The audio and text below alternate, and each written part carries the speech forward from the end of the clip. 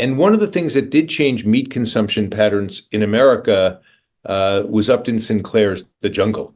And Mm. it was written, interestingly, as kind of a socialist book depicting the plight of these poor workers in these meat packing plants who lose fingers, and the fingers would end up in the meat that goes to the housewives in Milwaukee or wherever.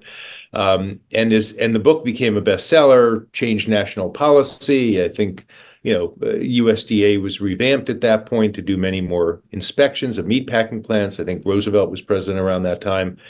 And Upton Sinclair said, I shot an arrow at America's heart and I hit them in the stomach. And what he meant by that is he wrote The Jungle to say how bad the plight was of these American workers. He wanted to hit people in the heart of how much these working class people were suffering. But all he did was hit them in the gut, that they were disgusted how horrible the meat supply was and what the conditions were, that there was urine and feces. And, it was just a disgusting, people were, the sanitation conditions were horrific.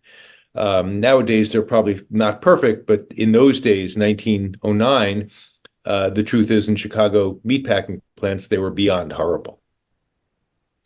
And, as we've said, we have this transition away from animal towards plant-based fats, driven a lot in large part by things like the vegetable oils and away from things like butter, lard, et cetera. That graph is also dramatic when you just look at, you have a graph of the availability of vegetable-based versus animal-based fats and added oils. And, by the 1950s, these two lines are diverging, and then it just gets really dramatic. And today it's like, the vegetable oils are way up here. The animal fats are way, way below that. Can you talk a little bit more? So not only are we consuming more vegetable fats today than ever before, more of them compared to the animal fats, but let's dig in a little bit more and explain for people how the fatty acid composition of these products differs. So can you give people just a basic 101 there?